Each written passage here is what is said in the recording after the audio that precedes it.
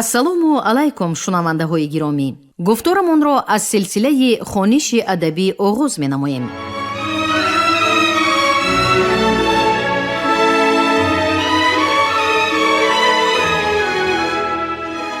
ба таваҷҷӯҳи шумо китоби якуми асосгузори сулҳу ваҳдати миллӣ, пешвои муаззами миллат, президенти ҷумҳурии Тоҷикистон муҳтарам Эмомалӣ Раҳмон забони миллат, ҳастии миллат таҳти унвони ба сӯи пояндагӣ дар қироати корманди шоистаи Тоҷикистон Ализода Абдурашид Хоҷамқул.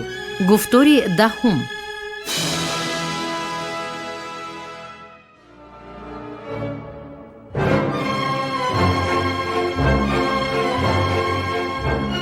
از دوران جدا شدن زبانها و لهجه‌های آریایی ایرانی از آریایی هندی و یا زبان مشترک هند و ایرانی تا زمان ثبت آثار و زبان آریایی دوره هخامنشی در عصر 6 پیش از میلاد، بنابر اندیشه محققان تقریباً 1000 ساله فاصله وجود داشته است. از این رو در این دوره بسیار طولانی در زبانهای شرقی و غربی ایرانی باستان هم در بخش صوتیات و هم بخش دستوری زبان تغییرات و تحولات تاریخی رخ داده است که این را در مثال آثار زبانهای اوستایی و فارسی باستان میتوان مشاهده کرد. آثار دوران باستان که کهن‌ترین آن سنگ نوشته های شاهان هخامنشی است، برای تشخیص خصوصیت زبان این کتیبه ها در عهد باستان یگانه شاهد محسوب می شود. سنگ نوشته های خط میخی از جمله آن آثار است که از زمان کندکاری شدن آنها، یعنی از عصرهای 6-4 پیش از میلاد، همچون نمونه و شاهد واقعی کهن‌ترین دوران تاریخی زبان محفوظ مانده اند و این آثار نمونه زبان دوران هخامنشیان را به هیچ گونه تغییرات تا به روزگار ما آورده است.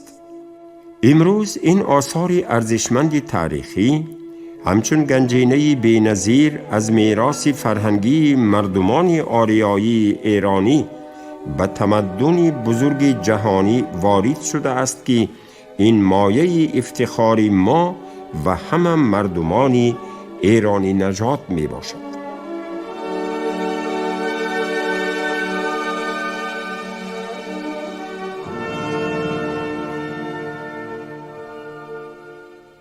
زبانی فارسی میانه.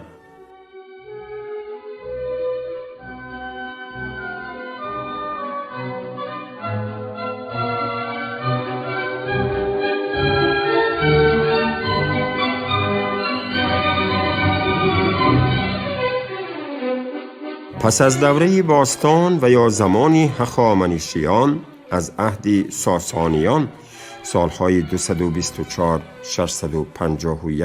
میلاد، مرحله دوم تاریخ تشکل زبان تاجیکی فارسی که در علم شرقشناسی با نام زبان فارسی میانه معروف است آغاز می‌یابد. آثار این دوره زبان که در میان دوره باستان و نو قرار دارد، برای چگونگی تشکل تاریخی مرحله های زبان از دوره باستان به میانه و از میانه به نو همچون پول پیوندگری هر یکی از این دوره ها بسیار مهم ارزیابی می شود. دوره موجودیت این زبان پس از عهد هخامنشیان تا دوران اسلامی تقریباً تا قرنهای 7-8 میلاد تخمین می شود. در عهد ساسانیان این زبان با نام پرسیگ یاد می شد که اصطلاح پارسی و شکل عربی شده آن فارسی ادامه این نام می باشد. بعداً پس از زمان ساسانیان اصطلاح پارسی و یا فارسی برای دوره نوی زبان یعنی فارسی دری مورد استفاده قرار گرفت. چون پارسی یا فارسی میانه همچون زبانی متروک از استفاده خارج شد، اصطلاح پارسی و یا فارسی نسبت به این زبان دیگر به کار نرفته، بلکه برای آثار ساسانیان و زبان آن اصطلاح پهلوی مقرر گردید. همین طریق ادامه زبان عهد ساسانیان یا دوره نو در الفبای عربی جایگزین فارسی میانه ساسانی گردید. زبان فارسی میانه در الفبای آرامی اساس پهلوی زبان رسمی و دینی دولت ساسانیان بود. در زمان ساسانیان به این زبان آثار فراوان دینی و فلسفی، حقوقی، تاریخی و ادبی به میراث گذاشته شد.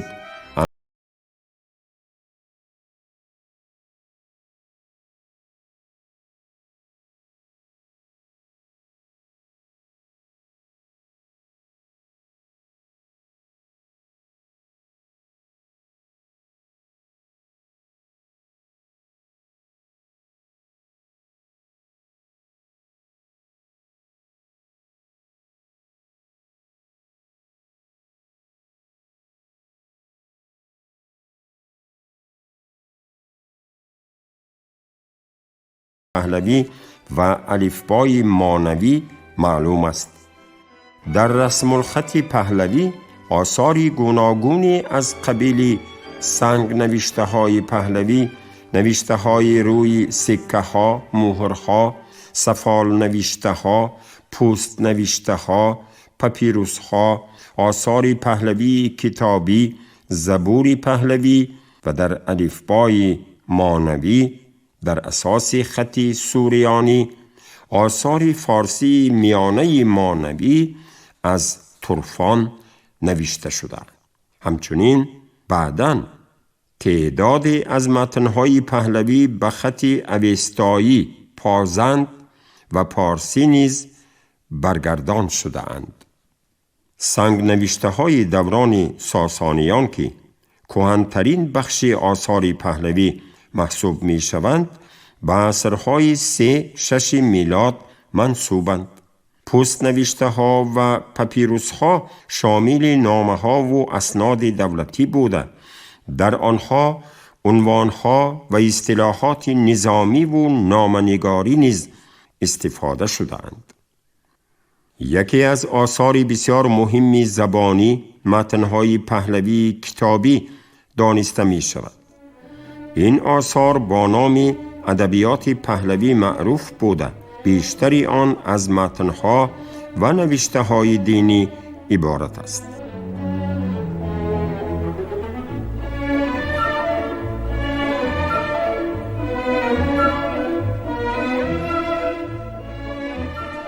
از دوران ساسانیان به خصوص ادبیات پهلوی که شامل متنها و رساله های گوناگون بود، در دوران اسلامی با سبب تحولات زبان پهلوی به فارسی دری و تبدیل خط پهلوی به رسم الخط عربی تعداد زیاد آثار از میان رفت.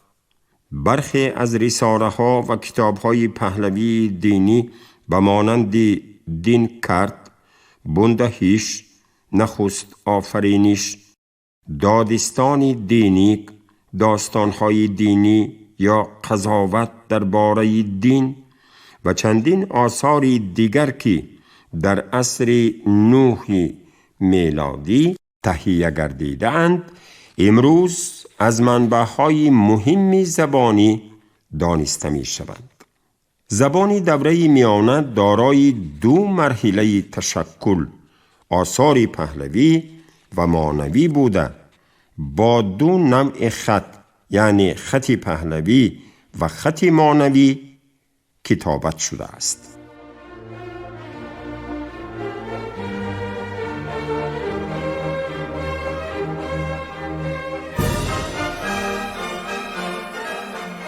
همان طوری که محققان زبان و آثار عهد ساسانیان تذکر داده‌اند، زبان به اصطلاح فارسی میانه ادامه بیواسطه شکل نوشتاری زبان کتیبه‌های میخی دوران هخامنشیان نبوده، بلکه یک شکل تشکل یافته زبان گفتاری عهد هخامنشی می باشد. یک بخشی از نگاه زمان و تاریخ بسیار مهم سنگ نبشته های دوران ساسانیان محسوب می شود. این آثار به 3 زبان فارسی میانه، پارتی، یونانی و گاه‌ها به 2 زبان فارسی میانه و پارتی نگاشته شدند. یکی از مشکلات در خوانش و آموزش آثار پهلوی نظام الفبای آن می باشد. این الفبا که بر پایه الفبای آرامی در زمان اشکانیان و بعداً ساسانیان تهیه شده بود، با داشتن علامت‌های کمتر از آوازهای این زبان مشکلاتی را در خوانش و صوتیات آن به بار آورده است. مشکلات دیگری این رسم الخط در استفاده حضوارش‌ها یا ایدیوگرام‌ها در آثار پهلوی می باشد.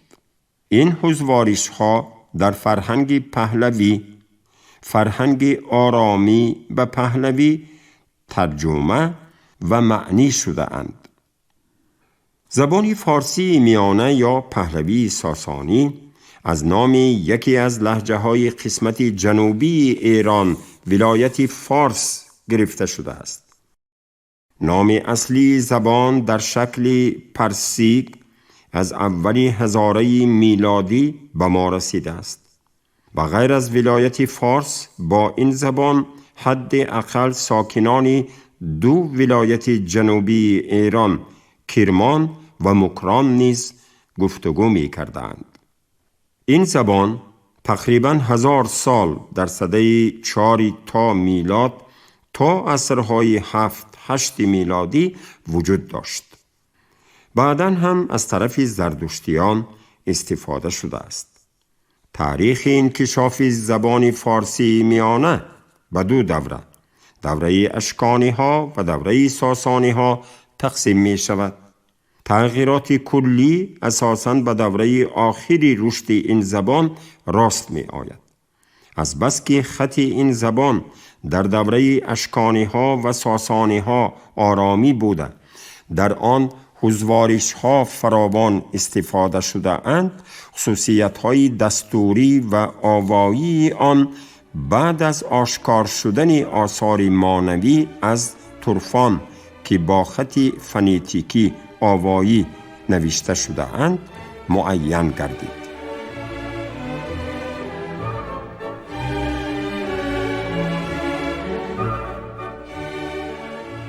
زبان پارتی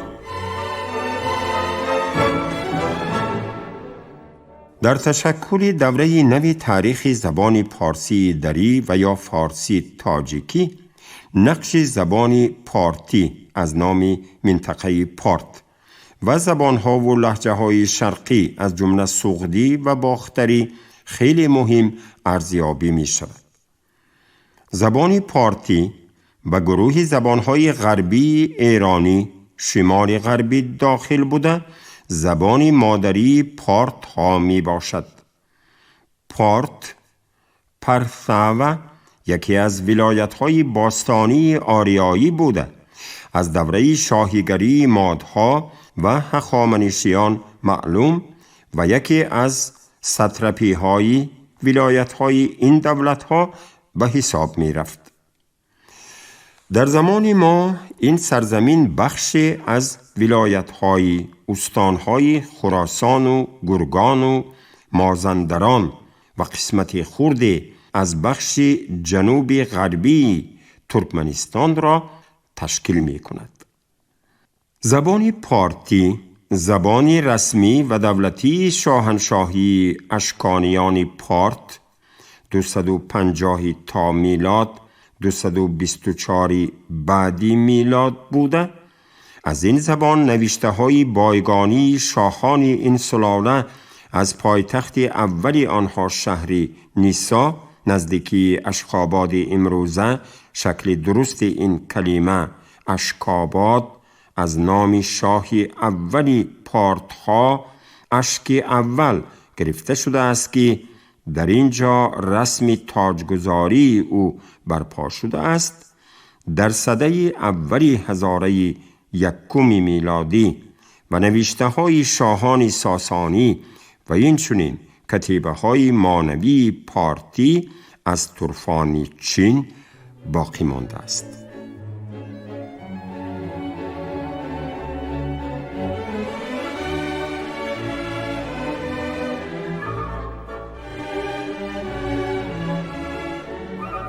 این زبان در دوره اولی پادشاهی اشکانیان همراه با زبان یونانی و بعداً از دوره مهرداد یک سالهای 171-132 تا میلاد تنها زبان رسمی و دولتی اشکانیان پارت می گردد. بعضی محققان اظهار داشتند که شاید از ابتدای سده 3 تا میلاد زبان پارتی زبان رسمی دولتداری پارت قرار گرفته باشد. بازیافت نوشته بالای ظرفها از نیسا در این باره شهادت می دهد. زبان پارتی به زبان فارسی میانه خیلی نزدیک است. بنابراین در تحقیقات و پژوهش‌های دانشمندان ایران با نام پهلوی اشکانی یا پهلوی شمالی در برابر پهلوی ساسانی یا پهلوی جنوبی یاد می شود. ولی در پژوهش‌های خاورشناسان اروپایی همچون زبان پارتی به طور علاهیده و مستقل آورده می شود. الفبای زبان پارتی در اساس خط آرامی ساخته شده است. بنابراین در این زبان صداناک‌های کوتاه و حتی بعضی صداناک‌های دراز را نمی نوشتند. خط زبان پارتی مخصوصاً دوره اول از هزوارش‌ها پر بوده، خواندن متن‌های پارتی را دشوار می‌گرداند. خصوصیت‌های صرفی، مورفولوژی و آوایی فونتیکی زبان پارتی را اساساً از روی نوشته‌های مانوی که به ایدئوگرام‌ها نوشته شده است می‌آموزند. این نوشته‌ها به عصر 3 بعد میلاد تعلق دارند. الفبای پارتی مانوی در اساس الفبای پلمیری آرامی ساخته شده 22 علامت دارد و صداناک‌ها را در آن با علامت‌های علاهیده اشاره می‌کنند. باید گفت که زبان پارتی زبان عبادتگزاری نه تنها مانویان پارت بلکه مانویان سوخت هم بود. سوخدیان برای اجرای رسم و سنت‌های دینی مانوی از زبان پارتی استفاده کرده کلمه‌ها و ترکیب‌های دعا و سرودهای مانوی را با خط سوخدی خود عیناً می‌نوشتند که برای معین کردن تلفظ درستی بعضی همصداهای این زبان اهمیت بزرگی داشت.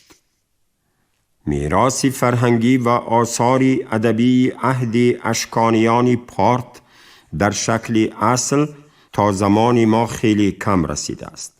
بزرگترین خدمت پادشاهان پارت از جمله ولگیز یک، ولخش یک زمان سلطنت تقریباً سالهای 51-77 میلادی در آن است که به یک مجموعه معین و مکمل ادبی گرد آوردن کتاب مقدس اوستا را براه ماند.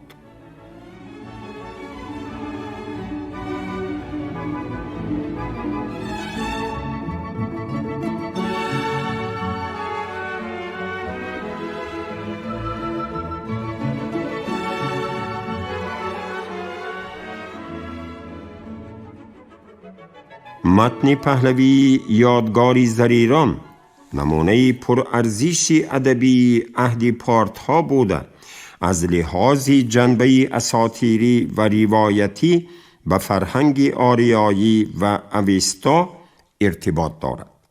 ادبیات این دوره اصلاً با نام ادبیات پهلوی شهرت داشته، ضمن تکمیل دادن خط آرامی در زمان شاهان پسین اشکانی با خط پهلوی کتابت شده است. آثار دیگری ادبیات پهلوی که قبلاً با زبان پهلوی اشکانی انشا شده سپس به زبان پهلوی ساسانی پارسیک تحریر و تکمیل و برگردان شده است، داستان منظومی درخت آسوری می باشد. این داستان در وزن هجا، مصرع‌هایش 10-15 هجایی آفریده شده در شکل مناظره درخت آسوری، نخل خرمای سوریانی و بوز تعریف گردیده است.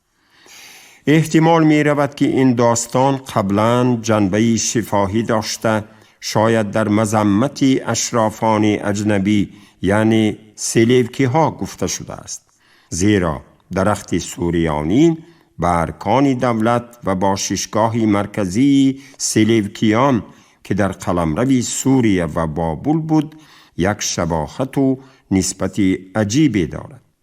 علاوه بر این طرز زندگی مردمی چاروادار و زحمت پیشکی به روزگار مردمی محلی تورانی هماهنگ بود، در تمثال بوز افاده یافته است.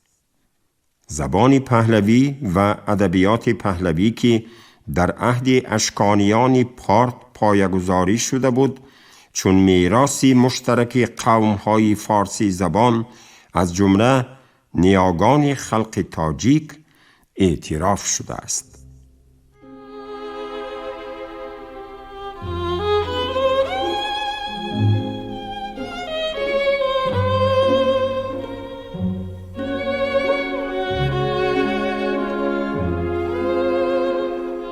زبان باختری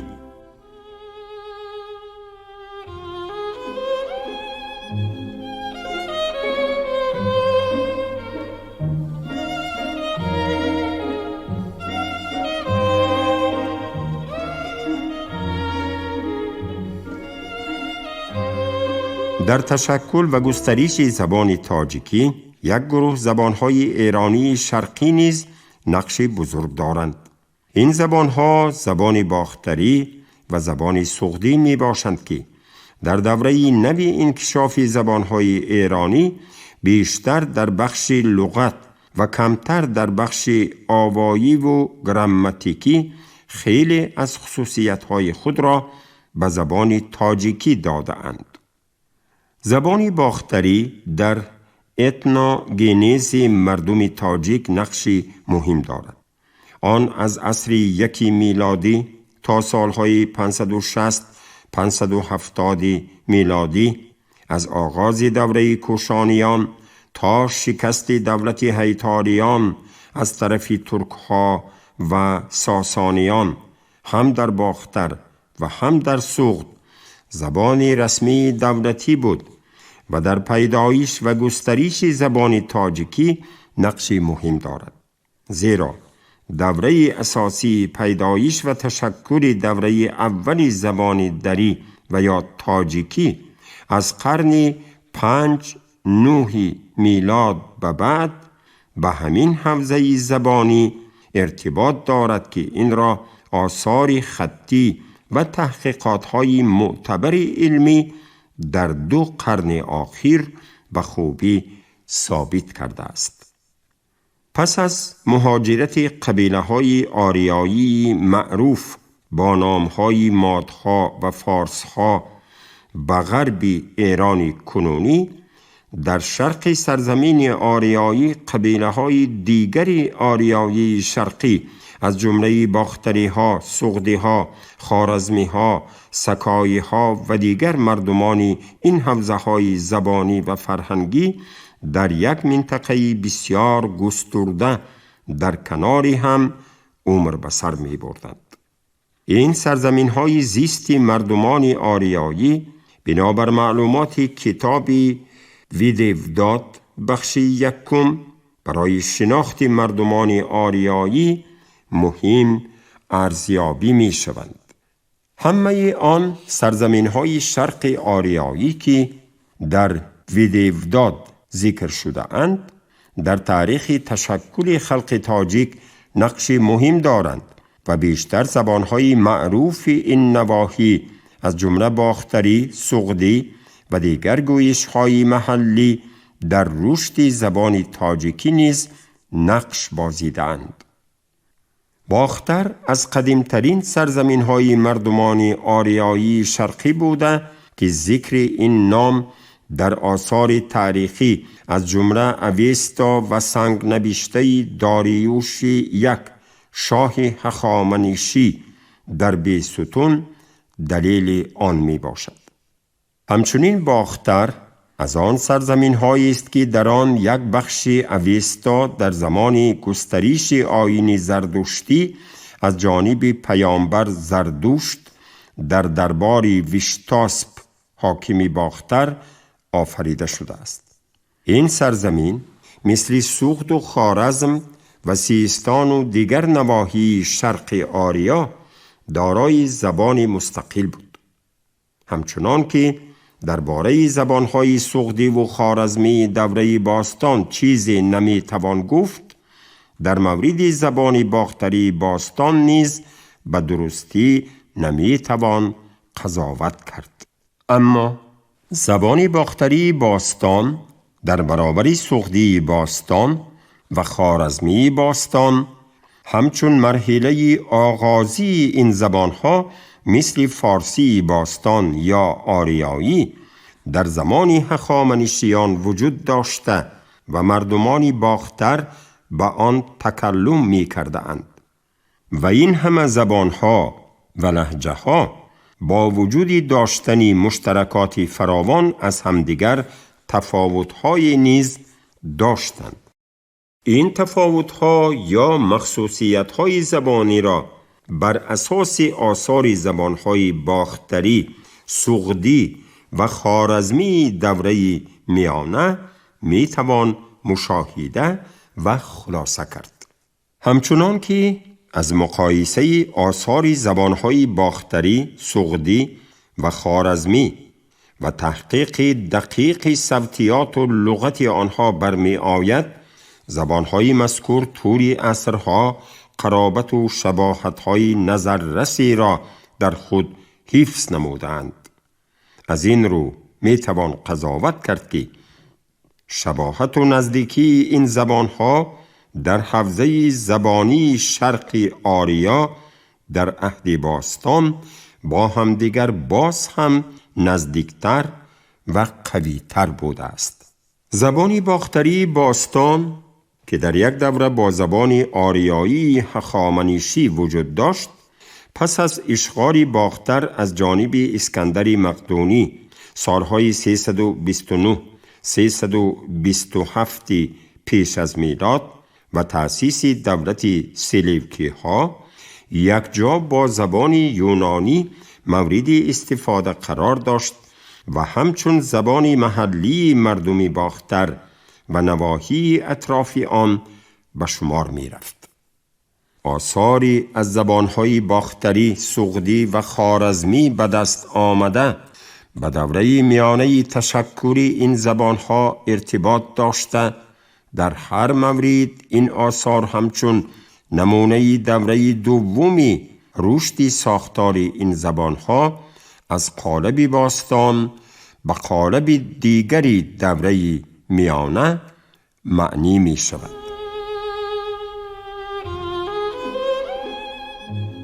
شما گفتاری دهم را از روی کتاب یکم اساسگذار صلح و وحدت ملی، پیشوای معظم ملت، پرزیدنت جمهوری تاجیکستان محترم امامعلی رحمان زبان ملت هستی ملت تحت عنوان بسیوی پایندگی در قرائت کارمند شایسته تاجیکستان علیزاده عبدالرشید خوجمقول شنیدید. کارگردان شیرعلی نزلی، صدابردار نگینه خیرالله.